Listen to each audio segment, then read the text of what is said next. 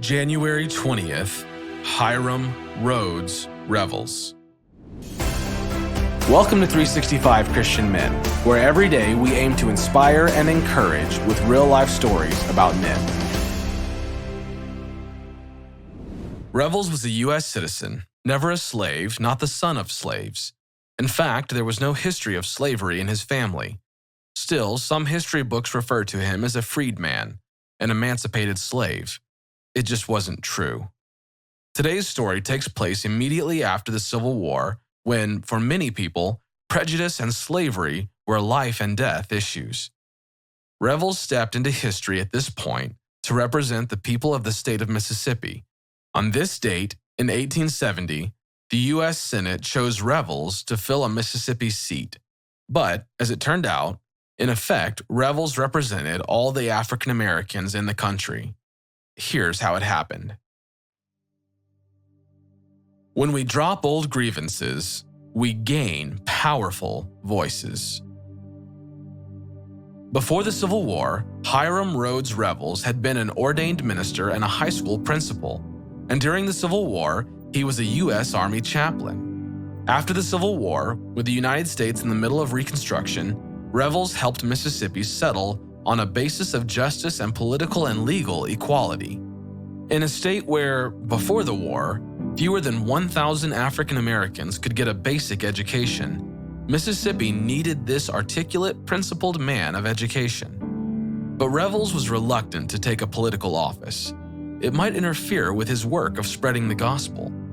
That was a serious obstacle for him. But Revels also recognized the need for godly leaders in politics.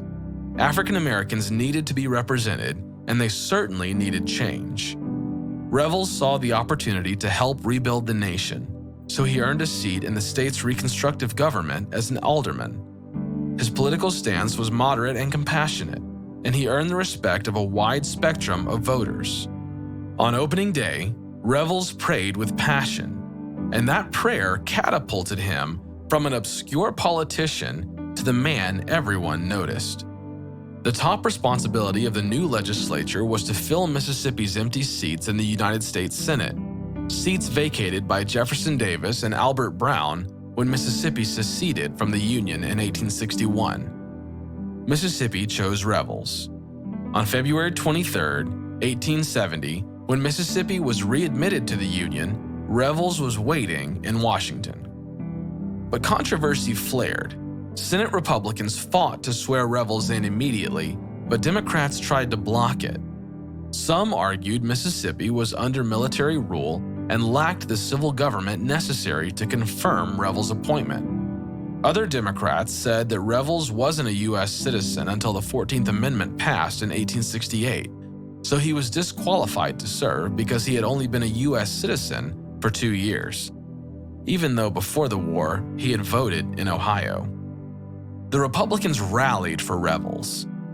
"All men are created equal," says the Great Declaration, Republican Senator Charles Sumner roared. "And now a great act attests this verity. Today we make the Declaration a reality." The U.S. Senate voted in favor of Revels' appointment, 48-8, and Revels proved himself as a representative of the state, irrespective of color. Revels' Christian beliefs played out in his politics. He staunchly advocated for amnesty for former Confederates who were willing to swear allegiance to the Union. He also promoted peace and strove to calm the fears of his constituents as he promoted the rights of his race. He said that African Americans can be built up and assisted in acquiring property and becoming intelligent, valuable, useful citizens without one hair upon the head of any white man being harmed. Congress required Georgia to reinstate its African American legislators, those who were forced from office when the state seceded. Before it could re-enter the Union, Congress required Georgia to reinstate its African American legislators, those who were forced from office when the state seceded. But other Georgians didn't want to comply, and the African American legislators appealed for help to the federal government. Revels' first speech was to fight for their reinstatement. That day, the gallery was full of freed men and women. He rose to plead for protection for the defenseless race that now send their delegation, to sue for that which this Congress alone can secure to them. He said that the people of the North owed a deep obligation to their African American citizens. Revels' stand against segregation hinged on the favor of God. I find that the prejudice in this country to color is very great, and I sometimes fear that it is on the increase. If the nation should take a step for the encouragement of this prejudice, can they have any grounds upon which to predicate a hope that heaven will smile upon them and prosper them? You know, Jesus said, when you stand praying, if you hold anything against anyone, forgive them. That's Mark 11:25. Is there a situation in your life into which you could speak healing? When we drop old grievances, we gain powerful voices. Hey, welcome to 365 Christian Men. Today is January 20th, and I'm coming to you from Jerusalem.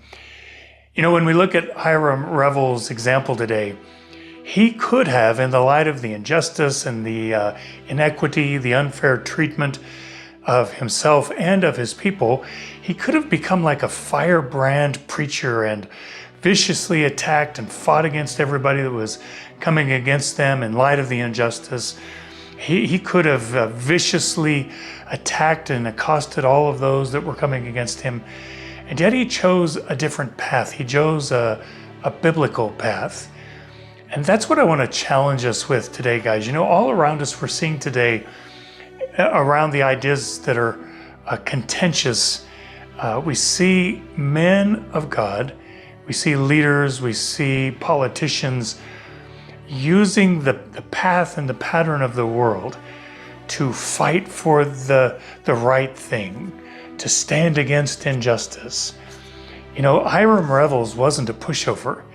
He was a staunch and strong voice for his people, but he didn't come at it in a vicious way. Instead of creating greater divisions, he brought peace. And instead of creating more fear, he created an environment where fear was dispelled.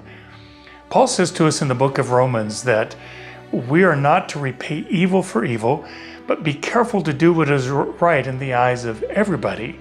That's a strong statement. And then this challenge to us today, guys, he says, if it's possible, as far as it depends upon you, and I'm pointing at me and at you today, as far as it depends upon you, live at peace with everyone. This is the challenge for us today, guys. We don't have to be pushovers. We can be strong, staunch voices for truth and for what's just and for what's righteous. But we don't have to be vicious. We don't have to be accosting others. We don't have to tear down other people's reputations. And that's a good challenge for us today, men, to be men of God and to follow the biblical pattern, just like Hiram Revels did. Before we go, quick note, we're launching a women's storytelling channel in January. Same style as this, just from a woman's perspective. If you know someone in your life who'd enjoy these stories, it's linked in the bio.